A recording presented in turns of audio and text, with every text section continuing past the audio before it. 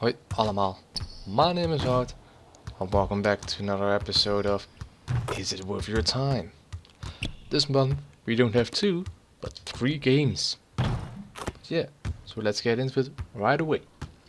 We got NBA 2K20, a basketball simulation game from the official NBA. We got Tomb Raider 20-year celebration edition, if I said it correctly. And we got Erica, an interesting movie game, exclusively for PlayStation. Let's get into the first one, NBA 2K20. It is a simulation basketball game officially published through NBA, but it is a sports game which is nothing for me, so I might say it's a little bit less good as enjoyment for me personally, because I'm not really into sports games or sports itself.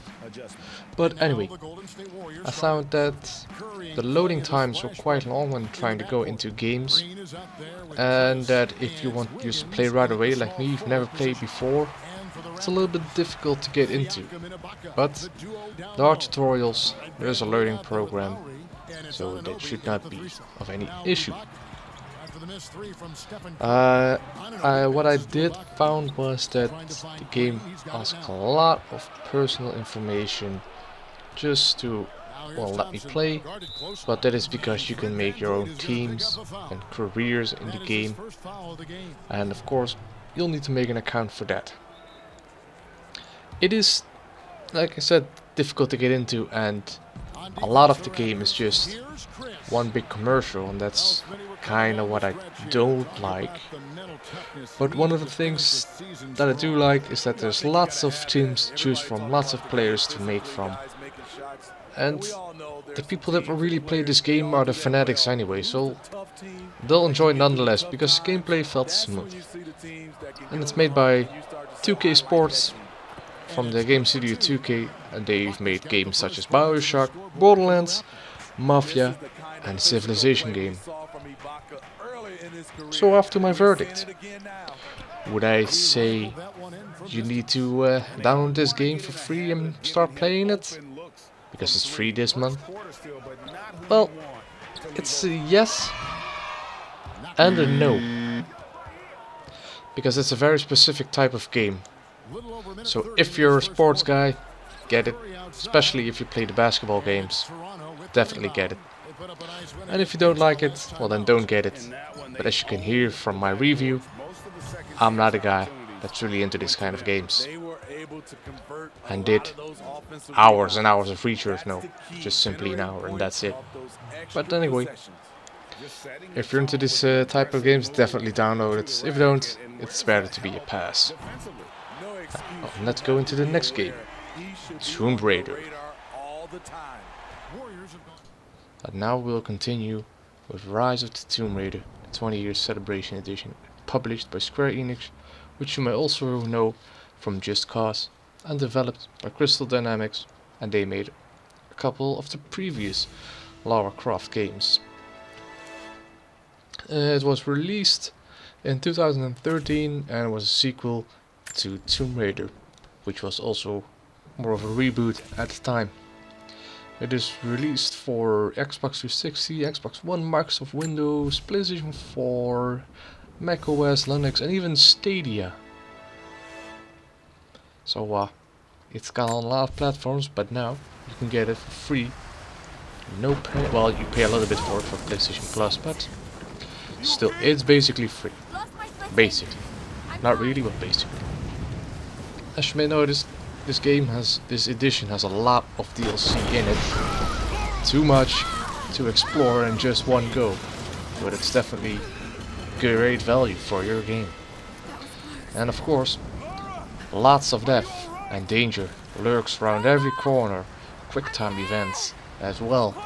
And as you may see, this does not end that well. I jumped wrong and I fell to my death. But for every death you get, you earn the wisdom of what not to do.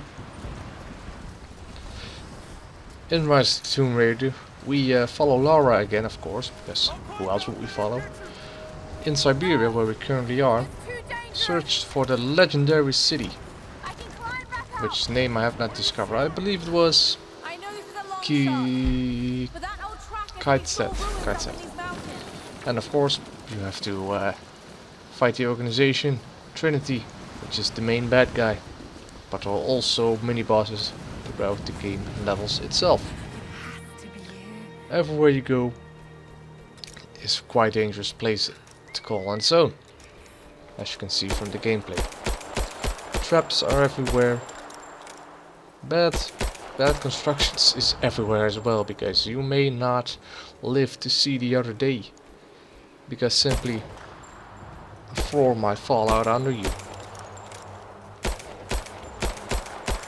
The world is, well, semi-open world, I would say. It's a big world you can explore, but it's not real open world. It's more of a on rails, so to speak. Because you can still explore, but you still have to go from point A to point B. It is a third-person action-adventure, and combat is also a large part of the game as well.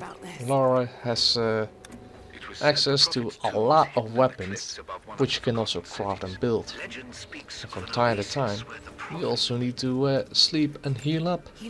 During this time, you can use points and levels that you have upgraded during your exploring. Can use to upgrade all your gear.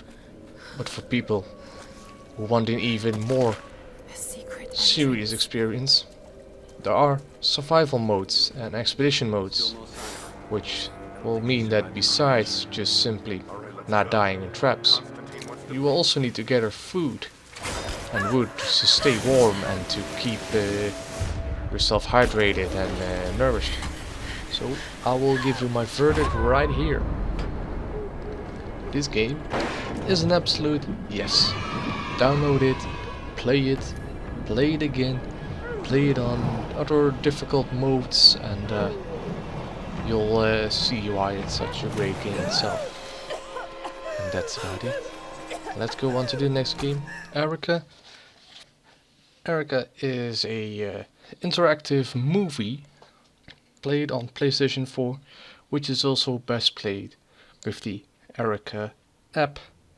It is an app that you download, and it can be used to interactively move in the environment as shown in the video. At the moment you see a movement signal in the screen, and you follow that same pattern on your phone, and thus the interaction starts.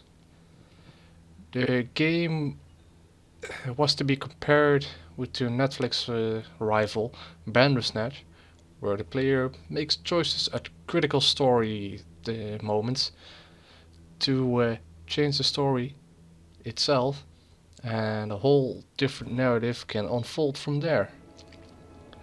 It is a game with different endings. It is a interactive murder mystery game, on which it is an interactive Mr. Murdery game, in which you play British actress Holly Earl, and you get into the role of Erica Mason.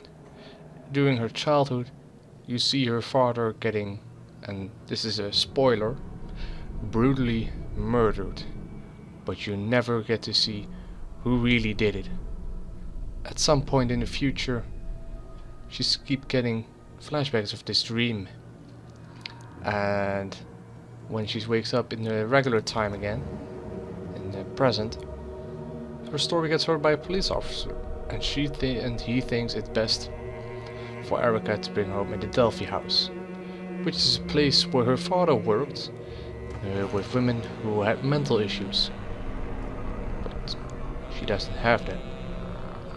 She has a certain power, magic, but I don't want to spoil too much. There are some predictable moments and some scary moments that are predictable, but a lot of the choices that you make does genuinely give a different outcome from what it was supposed to be. It is available for free at the moment on PlayStation, and it usually was only 10 euros, but still. A movie ticket these days is also about 10 euros or $10 or wherever you are.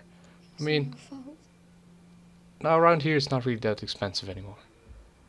But if I were to advise you this game, if you should just buy it, if you should just download it and keep it, or download it and play it, definitely download it and play it. This is my review on Erica. I mean, it's very short, it's not really that informative, but you gotta experience it to know it. I hope to see you guys in the next one soon. Sorry for the delay of this month's Is It Worth Your Time, but I do hope you enjoyed it. Don't forget to like, subscribe, hit the notification bell, and I will see you guys in the next video. Doei doei!